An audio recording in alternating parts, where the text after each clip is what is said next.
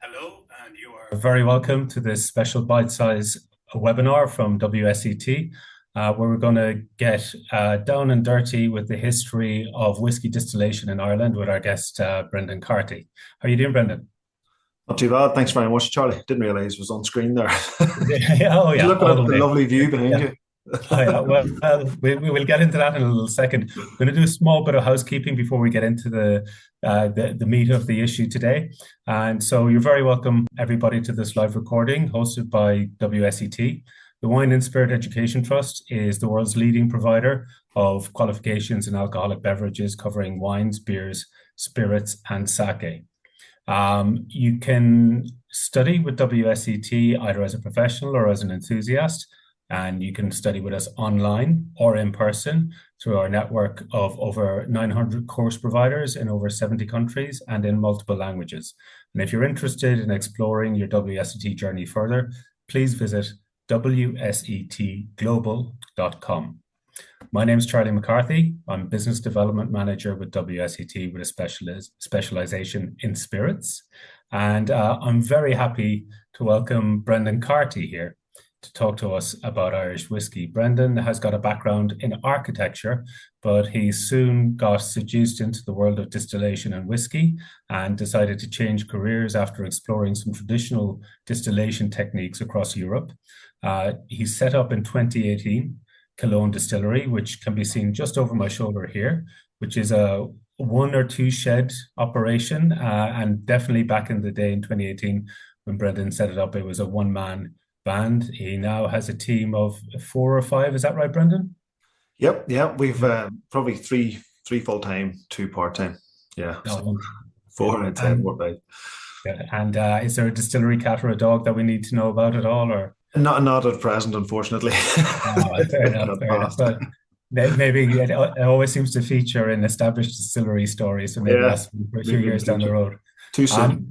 Um, Too soon yet, yeah. So to give you an idea of what the mission statement is at Killowen, and it's quite exciting to talk to a small business with a very clear vision. The mission is really about an uncompromising engagement and championing of Irish heritage traditional distillation styles, but also marrying that with innovation when it comes to things like interesting cask finishes to develop some very bold and robust styles of pot still Irish whiskey with some elements of peat coming into play sometimes, and also some poitín, some gin, and some rum included as well.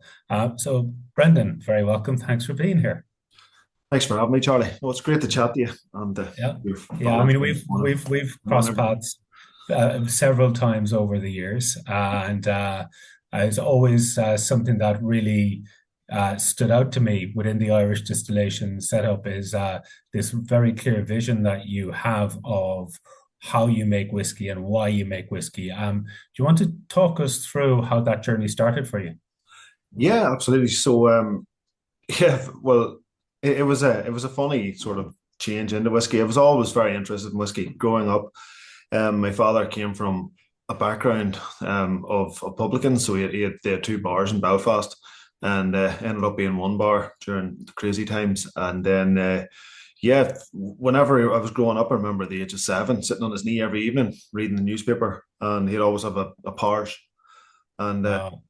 the lovely flavor of Powers used to, just wondering what was that I loved about it. And over time, it kind of changed a bit. But you realised when you start tasting other whiskies that it was the high pot still content in that you really liked. There was also a little bit in my mother's side of the family of poaching making as well in the Mourne Mountains in an Mhm. area known as Kilcoo. And yeah, so the connection with spirits is on. There always was poaching in the house as well. It's a lot of Irish families have poaching in the house just for rheumatism and things like that. So it's always been there, the spirits and a real connection to it, and particularly pot still and poaching and those blurred lines between them. Well, that's very interesting, especially for our audience who might have done a level two or a level three course with WSET. They'll be familiar with certainly the phrase pot still Irish whiskey already, and some might have familiarity with the idea of poaching. Can you talk us through the kind of relationship within those two spirits? Yeah, so the pot still. for me and for a lot of whiskey consumers in Ireland, is the quintessential Irish whiskey. It's the whiskey of choice in Ireland, and so it should be. And it's not to take away from single malts, because we all love single malts as well. But I think you have to consider the birth of the single malt and explosion of the single malt is a relatively recent phenomena. In fact, Scotland during Victorian times was making mixed mash bill whiskey as well, particularly in the western coast and on the islands. There was a lot of oats being used and things like that, and even other grains. So Ireland really championed this, and they used large amounts of oats, a little bit of rye and a little bit of wheat as well.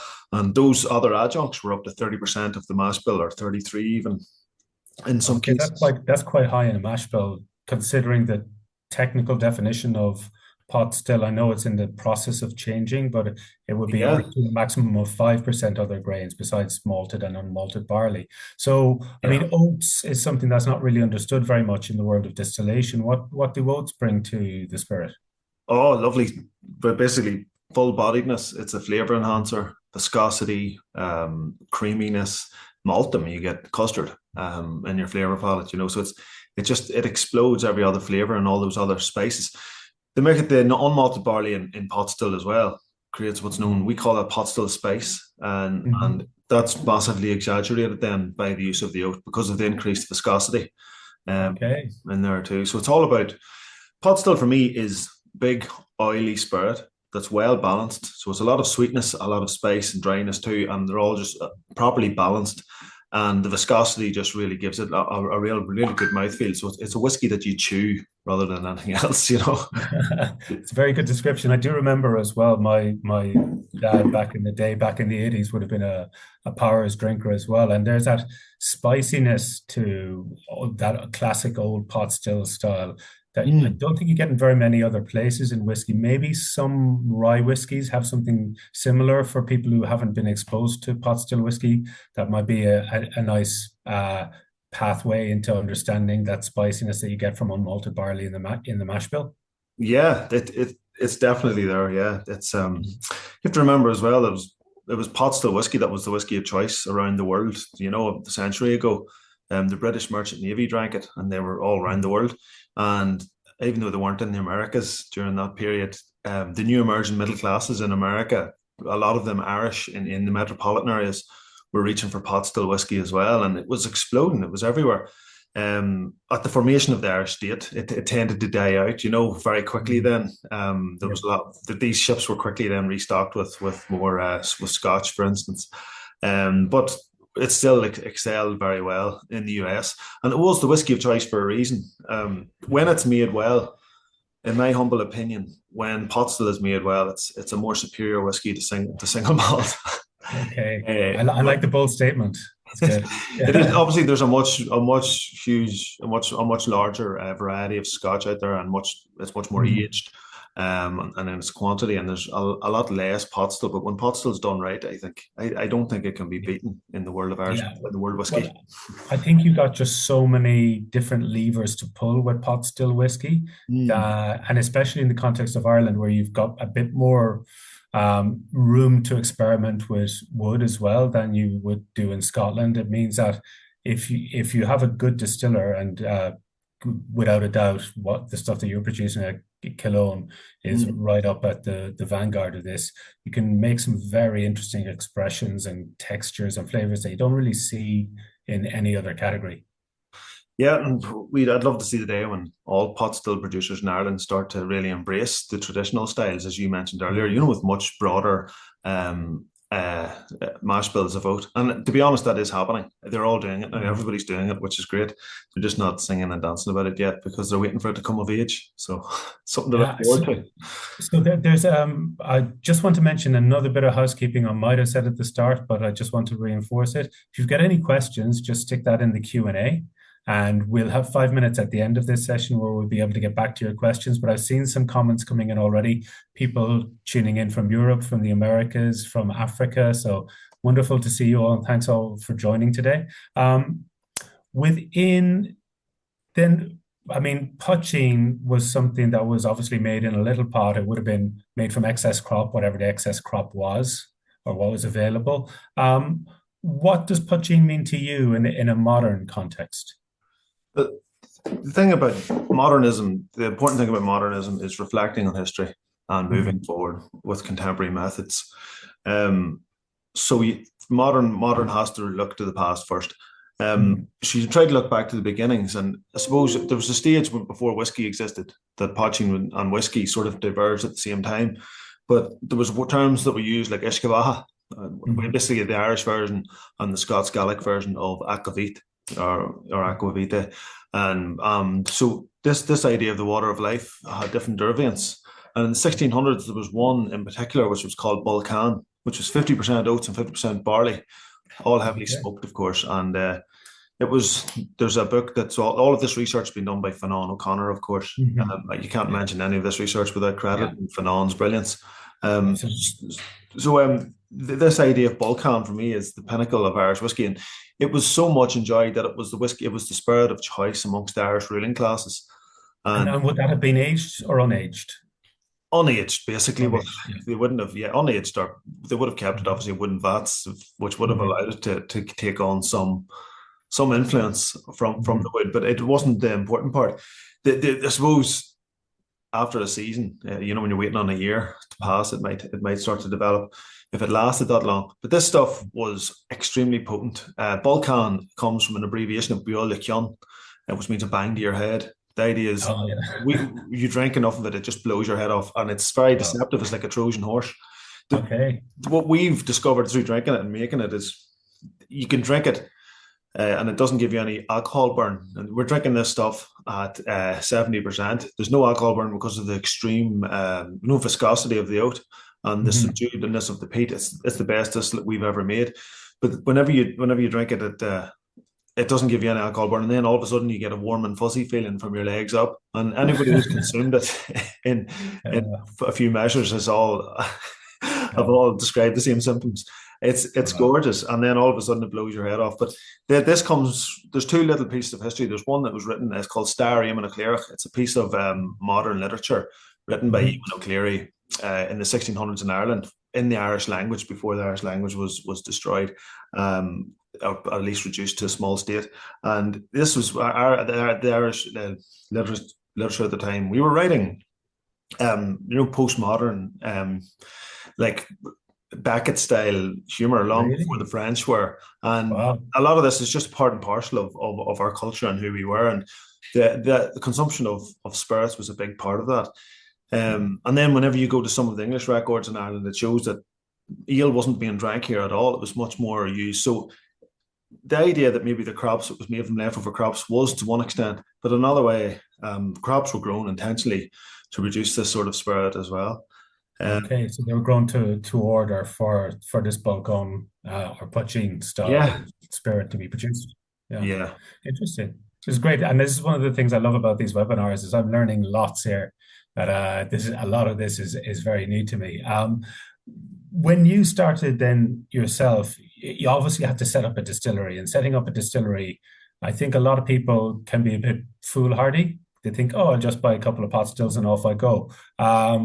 What were in terms of your equipment, what were the challenges that you came across when you knew exactly what style of still you wanted, what style of condenser you wanted? How was that easy to achieve?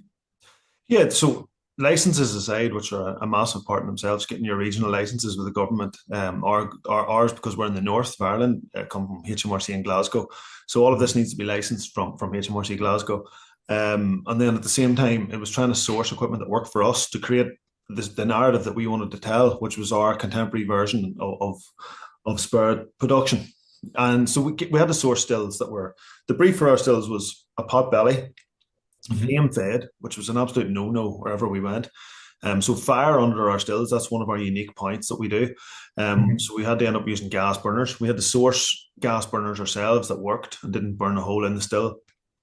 The fire regulations surrounding that, Mhm. um, because fire and alcohol do not mix. It's a little bit over legislated the fire alcohol industry, And but how do you manage the scorching inside in this still then if you've got a kind of quite a thick wort that's going in? yeah, we actually encourage it. So I Okay. can show this later, actually. Yeah, but we encourage it. I might show a few slides and explain that. But Yeah, if you want to get the slides up at any time, go for it. yeah, yeah, Because one of the things from a technical point of view, when people study level two and especially level three, we get yeah. very in depth into scorching, Maillard reactions, Oh, brilliant. and Good on you. reflux, and the management of sulfur through condensation. And so, having a whiskey that's made in relatively small pot stills Yeah, that use direct fire and worm tubs yeah. and have heritage mash bill and have got ambient yeast fermentation in play. It's not a very usual combination that you see anymore. No, and I wish it was. I wish it happened more often. There'd be less whiskies that taste all the same. There'd be a bit more character. And in fairness, I think there's a book that always sticks out in my mind, Towards a Critical Regionalism, an architecture book, and you read it and it's wonderful. It brings all of the architecture of the world into consideration, and the lovely diversity that there was. But the terrible thing about modernism and culture sometimes is that it can whitewash. Globalism is brilliant, but at the same time, it can whitewash all cultures into one. And Everything gets pulled to the center a little bit. yeah, and too much Yeah. would taste the same, Yeah. Yeah. And So, I so think, for yeah, anyone wondering what's over my shoulder here, that's an aerial view of the distillery that was taken by a publication in Northern Ireland called the Underbelly.co when they visited. And you're in the Mourne Mountains on the coast. Brendan, do you want to talk us through what that does to your practice and your whiskey? yeah. So this is our distillery. It's this highland maritime environment. There's a real connection to the landscape and the place that we are, and we've got this. You know, the Gulf Stream just sweeps over Ireland, and we sit out a little bit from the bottom, so the winds just come right up the Irish Sea, and then Carnford Mhm. Lough always gets the storm surge, just sits there, and we get this lovely warm maritime winds just come right up and to absolutely flatten all the trees around us, but at the same time give us lots of warm rains. And it really this highland maritime environment might be different then than it would be, right down in this in the cities and in the towns around us. And I'll touch a little bit more on that. But I suppose just when we were talking about our grains earlier, our grains are grown then in this area as well. And if you want to call it terroir, that's fine. But the oats, for instance, they come out. They're very big. They've got this lovely warm climate. There's no frost where we are, very little, probably once a year. And the stuff that's grown is it's gorgeous, big bowl oats.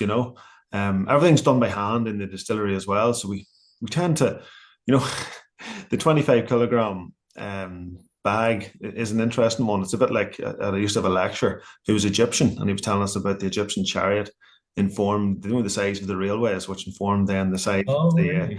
the space shuttles, which informs probably us landing into Mars in the future. Of course, I heard the same from a Roman lecturer a few years later.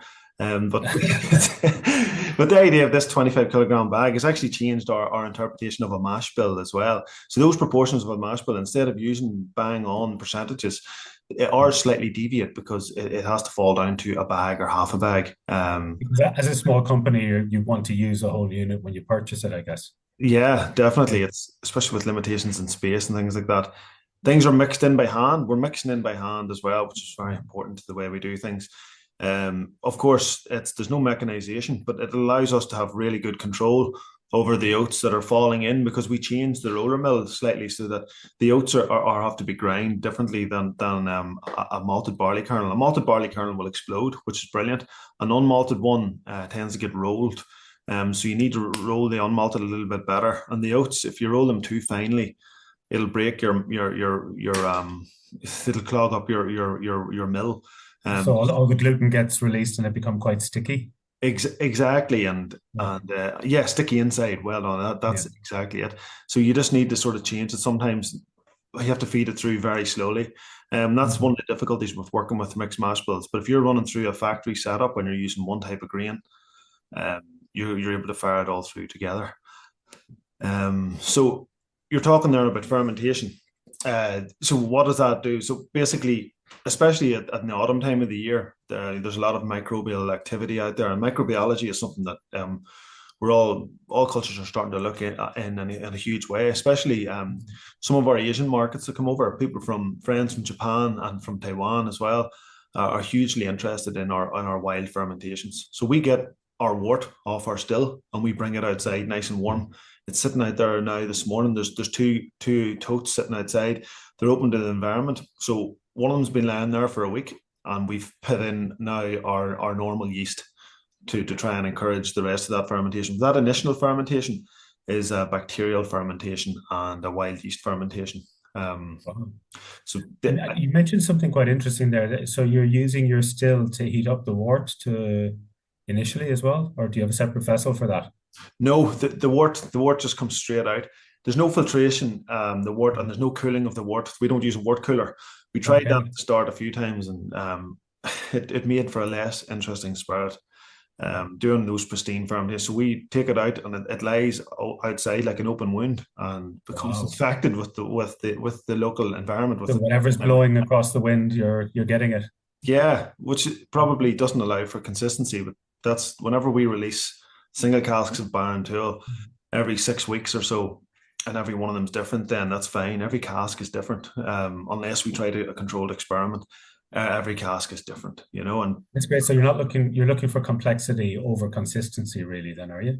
yeah, again, Yeah. yeah, there's this homogenous sort of approach to whiskey in the world, and we're kind of against that. We want Mhm. diversity, consistency, and quality, yes, but diversity as much as possible. Okay. Um, Interesting. it's probably not something that everybody could embrace, but I think they should. I think when you drink a spirit, you can taste the DNA through different distillery spirits, and you're like, I can. Mhm. So, say for instance, we've released 60 different types of cologne to date. Mhm. You could blind taste any one of them and say that's a cologne. But when you put Yeah. them all up, they're vastly different from each other. Mhm. But they have a common thread running through that. If you had to pick a Yeah. descriptor for that, how is it something to do with the texture or the flavors, or is it something you can't quite put your finger on? I think it's a combination of, first of all, these wild fermentations allow for, if you ever tasted like an Olympic beer, in Belgium, Oh yeah. you get an explosion of orchard fruits, more sort of like lemons Mhm. coming in there. Not so much maybe lemons, but maybe like tangerines and or even orange rind. Those Mhm. sorts of flavors coming through. Again, there's whatever animals are living in the area as well. So it's mostly horses beside us, but in the other fields around us, it's cattle and sheep, Mhm. and they do their business obviously in the surrounding area, which all becomes part of the microbiology of the area. Yeah. Um, so yeah, another part of that is our stills. So this was an earlier photo of our distillery. You see how lovely and clean it is. The stills have really dulled down since. I don't mind Yeah. saying, which is nice. That's a good Um, thing. Yeah. the stills tend they age over time. We don't keep them polished, and they age gracefully, especially when they're working very hard in Mhm. a mountainous environment. So Mhm. the stills, yeah, So flame looking dead. looking at the shape of those, they're Yeah. quite squat and round and fat. So you're not looking to maximize reflux, really. You're looking to get a more Actually, hearty spirit, do you think? no, it's reflux is brilliant in here. So rather than these stills are say we've got a 1,000 liter still there, so Yeah. we only ever put 500 liters in it. So Okay. the rest of that is 500 liters, and then you've got a longer European neck. Yes, the line arm is different from is an orthodox, but all of the reflux is happening in there. Plus, whenever I worked in other distilleries, you ran your stills for 5 hours, maybe 6 hours max. Hmm. We run these stills from 7 a.m. to 7 p.m.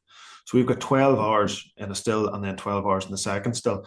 The interaction with the soft, and we've got a soft copper here, by the way, Hmm. is huge. It's absolutely Okay. huge. So the So reflux you're is huge. losing some sulfur as well along the way with that copper Absolutely. interaction. Yeah. So the spirit that came off the stills, we can't compete with the big guys. So Yeah. we just said we're not going to go into this efficiency game. So we have to produce a spirit that's drinkable straight off the still. And I'm not trying to say a cliche thing. Oh, let the Mhm. tasting prove it. So the sulfites don't really exist when you're coming off the still. And we got the lab tests, which is wonderful to see, that are vastly different from other distilleries. And so Um, you can use a worm tub then because you don't need the worm tub to do the heavy lifting of copper reduction anymore. You don't need that yeah, shell and tube. Okay. Yeah, the worm tubs Interesting. are brilliant, and they encourage a very slow spirit. And I don't know why, but I'm led to believe that it allows for a much more oily and viscous spirit. And ours is certainly oily and viscous, and captures a lot of those flavors. And Um, that base, the brick base there, I mean, that's the sort of thing that people would expect to see in cognac more so than they see it in and is that important for you for your direct fire? Yeah, so the fire protection, there's a sealant then in and around the still itself, and Mhm. the double brick is considered fireproof then for 1 hour. So it was to maximize, it was to working with the insurance companies and with the legislation and with building control locally to show that there is no fire risk. Of course, we've got carbon monoxide alarms, ATAX lighting, as you can see above. So it's an ATAX rated zone in and around the stills, while at the same Okay. time there's fire underneath them. So it's a very difficult thing to mitigate, but it's working fine. And so when you get your spirit off your spirit still, do you rest it for a little while before aging? Do you cut it before aging, or how do you manage that? Yeah, no, we used to cut it, but now we don't. We put it into a cask at 68. We let the spirit lie there for a couple of weeks, and we vat it up. So once you get about 1,000 liters made up, then we start to fill casks. So on average, we're filling about a cask a week. You Okay. know, so And sorry, sorry, just to jump back in again, so a yeah, bit earlier in the process. Peat is something that would be traditional up in Northern Ireland and where I'm from in West Cork. And so does that play a part in your processing of your grains? yeah, peat is it's a big part of the culture of Ireland, I suppose, isn't it? And that idea of Balkan, as I spoke about at the start, was a heavily peated spirit. It was the fuel source for drying out grain for such a long time. And at the moment, we're not peating our own spirit, but we used to use peat from the Mourne Mountains beside us. Okay. We had an incident in our smoking shed, which probably wasn't just as well regulated as our still room. So it doesn't exist anymore. Oh So we're, dear. we're looking at creating a new smoking shed. So at the moment we're working with non-peated, but we tend to Okay. we tend to vary between peated and non-peated. And at the Mm. moment it's non-peated. So yeah, we're very keen to get back and create peated again. Yeah, and I think that works against the stereotype out there that Irish whiskey is unpeated. But I think traditionally, especially in the rural communities, peat would have been the only available fuel source for kilning malt. Absolutely. Yeah, it certainly was, and it's a huge part of the culture, and it's good to see that massive commercial bog stripping has stopped. But Yeah. I think there's again, if Fionnán O'Connor's been working with a peatland restoration scientist who Okay. absolutely adores Scotch whiskey, and he's doing a huge amount of work into looking at sustainable use of peat in whiskey. And it's probably one of the only Very industries important that work. can do it sustainably. Yeah, Yeah. and I think it's a huge part of the flavor profile of what represents whiskey from this part of Europe, and it's something that we need to consider, and continue to culturally embrace, while embracing the environment as well. So the science and the figures are there. So yeah, that's all comes part of his creator, CREATUR book. Oh, so yeah, it's a great project. If anybody wants to look it up, creatur.ie, I believe is the That's it. website for that. So I stopped you as you're just about to show the lovely image of the distillate coming off of your worm tub there. Yeah, so this is us doing our cuts. The cuts are done by nose, and again, fermentations can change with temperatures outside. The frosts last week meant that we had a bit of a lower yield in our fermentation. Look, it means a little bit less ethanol coming off the still, but there's more sugars in there, and those sugars are falling to the base of the still with the grains in approach as well. So those Okay. proteins and sugars are falling to the base of the still and creating that Maillard reaction or Maillard reaction that you're all aware of. And we don't use rumagers; we just encourage that. So Oh, amazing. sometimes, but it might change our cut point. So myself and Yeah. Patrick, we just nose this, and they tend to vary 1 or 2% every time. But yeah, it's just we want to delve into those welly boot notes at the end, but not too far. You want to get a bit of a brave spirit, and you want to get some of that pear at the front as well, but not too much of it. And obviously the digestive biscuits in the middle, and scones or whatever, those sorts of buttery scones, those sorts of flavors are very important too. But it's trying to get that full envelope. It's all done by nose, which is exciting. Sometimes tasting as well. So you don't want to have the flu, which I believe is running around the distillery at the moment. We might have to start production again. Yeah. That's fascinating. I've just been given a little nod that we need to hurry up because we've about 5 minutes Right. left. So So so I'll let you crack on. No more questions for a oh, while. sorry. I think it's run up now anyway, but yeah, this is basically, I just want to show you that this is Instagram versus reality. So this is, I suppose, pictures you might see online. And a lot of these photos I'm Yeah. showing you, they're not shared online. I'm actually showing you photos from us in the distillery. So Oh, that's great. us. It looks lovely, shiny stills, but in reality, you're taking these in and you're scooping animal feed back into this drum to give the animals in the immediate fields Wow. around us. Um, the Wow. stills, like the stills in this lovely picture, brand new. Now Yeah. they've gotten weather button and worn, just like my face. Things are pretty tough. Everything's done by hand, so we're all one or two people that has to be in the distillery to do it because you're running the stills while at the same time you're pouring your the grains into the roller mill, and then they're going straight into the mash tun beside you. We use boat paddles because we think they're the most effective way to do it. Um, we don't like using mechanical. We don't like using machinery for mixing them. It Uh, is kind of handmade, handcrafted. But that word means not a lot in a commercial sense, but it's yeah, good to see the process. it is indeed. No, it is Yeah. indeed. Place gets very warm, very sweaty all the time. It just fills up. Um, there's a shortage of space as well, so we always have one pallet of grain, and that's sitting up in our cask room. The cask room's now Oh. capacity as well. Um, And you're using quite interesting casks. You're using PX. You're using Oloroso for yeah, your main expression, which is called rum and raisin. yeah, rum and raisin, Mhm. which is a single malt, so it's a source single malt. We Mhm. finish it on site. So the two main casks for the rum and raisin is a PX sherry cask Mhm. and our own rum casks. So you've got the rum casks and the PX sherry cask together, and you get notes of rum and raisin. So the dried fruits, of course, come from the PX sherry. Very But nice. yeah, And the Baron tool then is an expression that's very kind of unique to you guys, isn't it? yeah, the bar and tool means true to origin or the height of truth. Mhm. It's about authenticity. Sorry, it doesn't translate perfectly well, but it's about the next level of transparency and empowerment of the consumer. Killowen started off, we were drinking whiskies in Ireland and we didn't know where the whiskey was coming from. Well, we knew that it was coming from Cooley. And to be honest, Mhm. those days are gone because unfortunately you can't get Cooley anymore. It all goes to Japan and gets sold as very expensive whiskey. But the problem is there's no transparency about where this whiskey was coming from. So if we were getting Yeah. Cooley or we were getting GND or a little bit of Bushmills, which are also hard to get Mhm. now, Bushmills, we were vatting them together and putting it in the label. Mhm. And then we were bringing that a stage further. Inside our bar and tool, it tells people everything, gives people the mash bill, it gives people the how much was in the stills at the time. So full transparency on the whole process. It's on the Yeah, label. Mhm. was there a leak in a cask, things like that, or Wow. any little story that might have happened, and was there an issue with cuts maybe, or did we have to vat two things together? Every single one of them is unique and has its own story to tell. So yeah, and it's That's important to inform the consumer, and so yeah, they know and exactly what they're drinking. you can run afoul sometimes with too much transparency.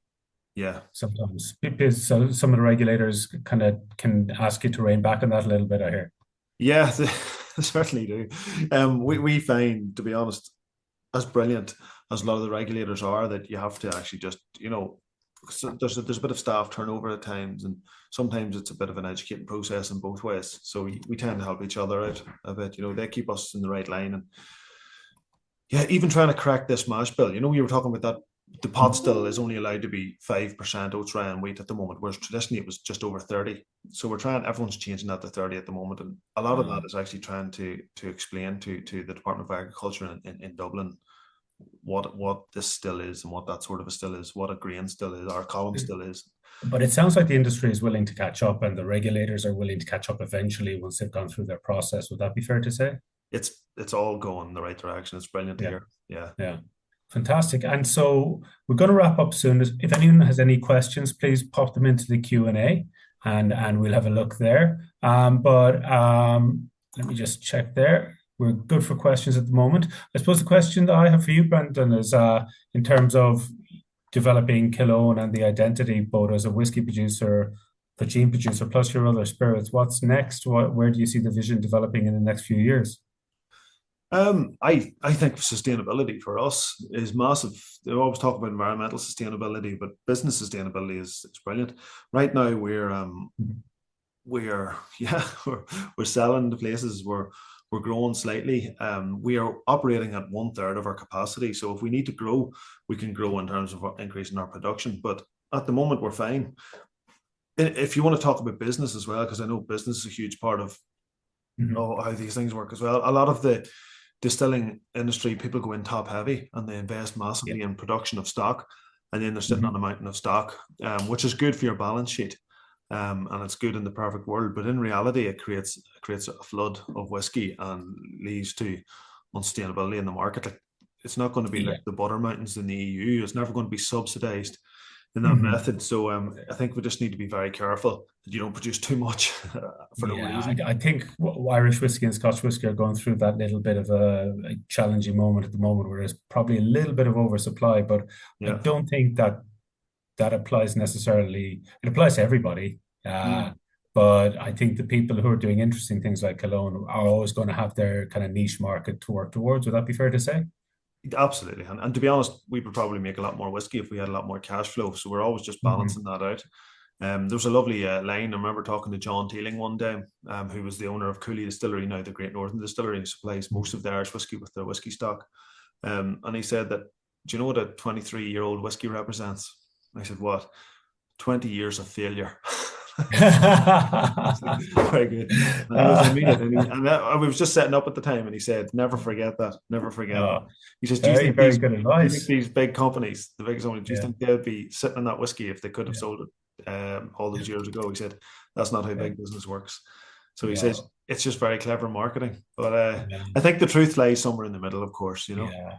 Well, innovation in whiskey tends to come down to tax, and marketing tends to create heritage sometimes. But it's really Yeah. nice to see somebody like yourself really embracing that heritage in a more meaningful and authentic way, which is wonderful to see. Long may it continue. We're going to wrap it up there, Brendan. I want to thank you very much for your time. And I just want to remind everybody that this session will be emailed to everybody who attended live, and it will also be available to watch on playback on the WSET Global Events Hub, which is very easy to access on YouTube. If you want to find out more about where to study WSET, the website is wsetglobal.com. And Killowen, what is your website, Brendan? Yeah, just www.kilowendistillery.com. But follow Killowen Distillery on any of the social media, whether it be Twitter, Instagram, or Facebook. Probably strongest on Instagram and Facebook. But Yeah, any of and them. there's some fun stuff comes up every once in a while. You might get to see Brendan dressed as a bishop Yeah. every once in a while. But we'll leave that for people to discover themselves on Instagram Indeed. or yeah, Part-time job. yeah, wonderful. Well, founder, distiller, and lead clergyman at Killowen, Brendan, it's been a pleasure talking to you, and it's been an education for me. Thank you very much for your time, and look forward to seeing what's coming out next from Killowen Distillery. Cheers. Thanks very much, Charlie. Thanks very much, everybody, for tuning in. Cheers. Sláinte. Unfortunately, this is water, but we'll say cheers anyway. Sláinte. Launch it.